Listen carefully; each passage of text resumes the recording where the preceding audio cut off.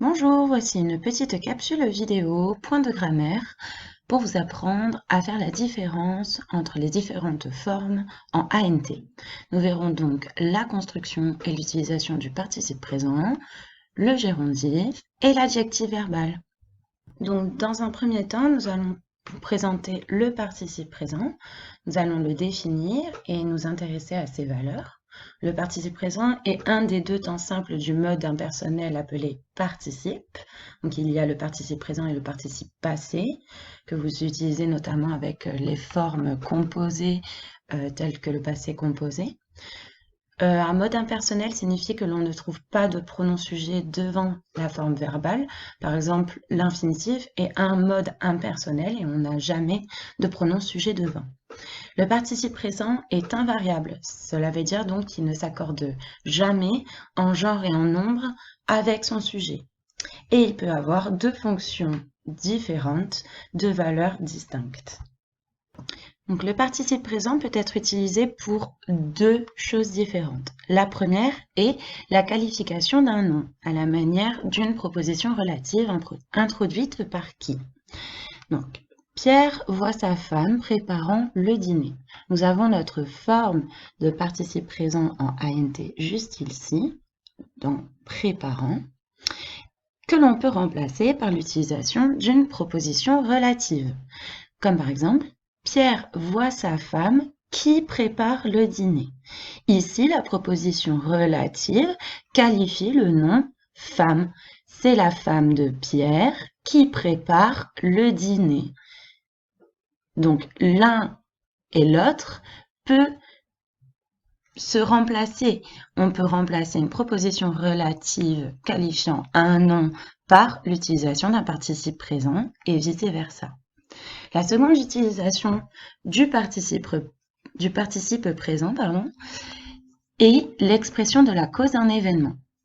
Donc, sachant qu'une femme est moins payée qu'un homme pour un même travail, il faudrait qu'elle arrête de travailler à 16h30. Donc, sachant est notre forme au participe présent. Il faudrait qu'elle arrête de travailler à 16h30. Pourquoi ? Eh bien, on exprime la cause en utilisant le participe présent.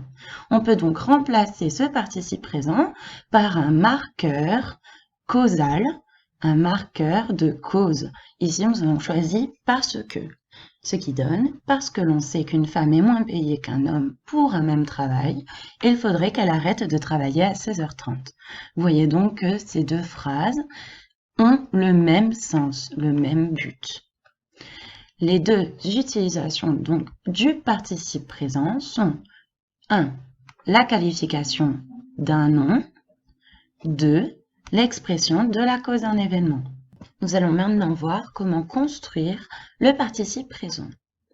Donc, pour former le participe présent, il y a deux étapes très simples à suivre. La première est de conjuguer l'infinitif du verbe à la première personne du pluriel au présent de l'indicatif et de lui retirer sa terminaison. Donc, ONS. On obtient de cette manière la base verbale du verbe. Prenons l'exemple du verbe prendre, justement. Prendre se conjugue au présent de l'indicatif à la première personne du pluriel. Nous prenons.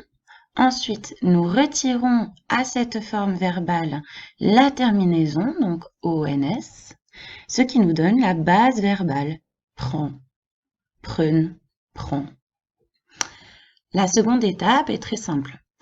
Nous devons simplement ajouter la terminaison ANT à la base verbale pour obtenir la forme du participe présent.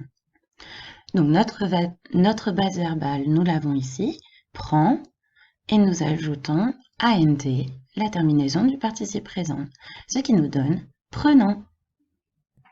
Il existe 3 exceptions à la règle de construction du participe présent que nous venons de voir.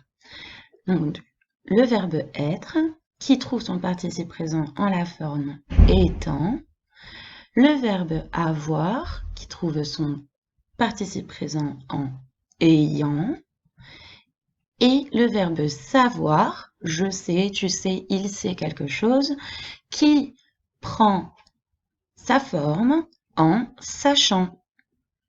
Passons maintenant à la découverte de la forme du gérondif. Nous allons d'abord expliquer sa construction et le définir. Donc le gérondif se construit de la façon suivante. Tout, qui n'est pas obligatoire pour la formation, mais qui est régulièrement présent, la préposition en suivie du participe présent que nous venons de voir. Donc, tout comme le participe présent, le gérondif est invariable. Donc, il ne s'accorde pas en genre et en nombre avec son sujet. Il ne peut pas être supprimé de la phrase conjuguée. Il est nécessaire de ne pas oublier cela. Ça vous permettra de faire la distinction entre les trois formes en ANT. À la forme négative, les particules de la négation encadrent la forme du participe présent. Par exemple, elle a fait la vaisselle en n'oubliant pas de la frotter. Vous voyez la première partie de la négation, le ne et l'idée devant la voyelle, devant le participe présent, oubliant, et la seconde partie de la négation, le pas, derrière le participe présent. Le gérondif a en général une valeur temporelle. C'est un marqueur de simultanéité entre deux actions. Donc, simultanéité, c'est un mot un peu compliqué. Cela veut dire que deux actions se déroulent en même temps. Cependant, on ne peut utiliser le gérondif que si les deux verbes mis en relation, donc les deux verbes conjugués dans la même phrase, sont coréférentiels, c'est-à-dire qu'ils renvoient, qu'ils ont le même sujet. Par exemple, elle se brossait les dents et en même temps, elle coiffait sa fille. Les sujets des verbes brosser et coiffer renvoient à la même personne. Ça veut dire qu'ils font référence à la même personne.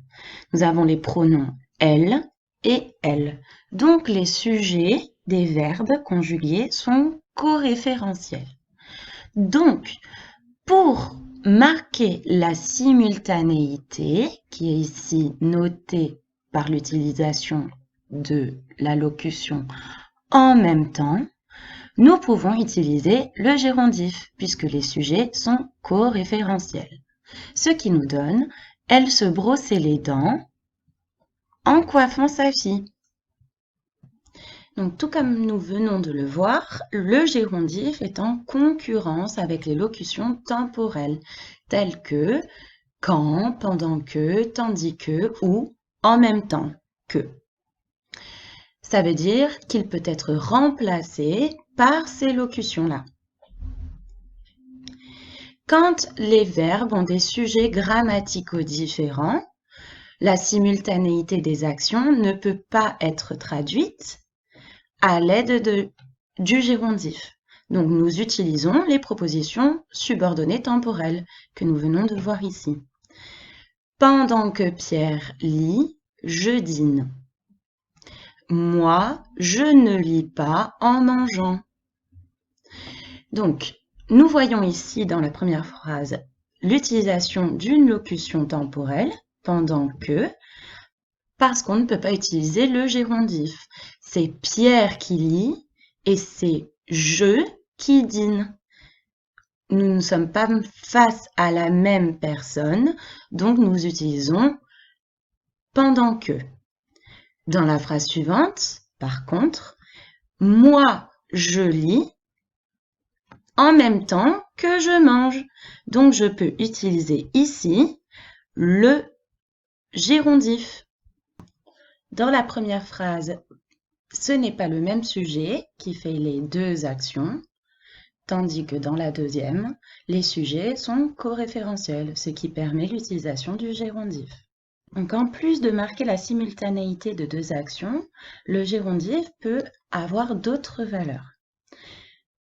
Il peut qualifier la manière dont se déroule une action. C'est-à-dire que le gérondif répond à la question « Comment ?» Exemple, elle s'est brûlée en repassant les chemises de François. Comment s'est-elle brûlée en repassant les chemises de François? Ici, le gérondif répond à la question « Comment ?» donc exprime la manière dont l'action se brûler se déroule. À cause de quoi? Vous l'aurez compris, certains gérondifs de manière peuvent rendre compte de la valeur causale d'une action, c'est-à-dire donc de la cause pourquoi une chose arrive. Exemple, on peut agacer une femme en lui offrant un nouvel aspirateur. On peut agacer une femme parce qu'on lui offre un nouvel aspirateur. Ici, la cause est très bien marquée à l'aide de l'utilisation du marqueur causal parce que.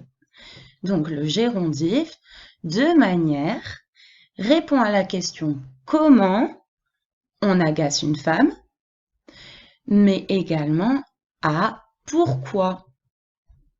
Une autre valeur du gérondif est le fait de marquer la condition nécessaire à la réalisation d'une seconde action. Donc, par exemple, en manifestant et en te battant pour l'égalité des sexes, tu peux changer les choses. Ça veut dire que nos deux gérondifs, ici, en manifestant et en te battant, expriment une condition nécessaire pour la réalisation de l'action changer les choses. Je peux remplacer ces deux gérondifs par l'utilisation de la conjonction si qui marque la condition, ce qui nous donne si tu ne manifestes pas et ne te bats pas pour l'égalité des sexes, tu ne peux pas changer les choses. Donc si je veux changer les choses, il faut que je manifeste et que je me batte pour l'égalité des sexes. Maintenant que vous savez comment fonctionne le participe présent et le gérondif en français, nous vous invitons à consulter la seconde partie de cette vidéo concentrée sur l'adjectif verbal. Merci de votre écoute.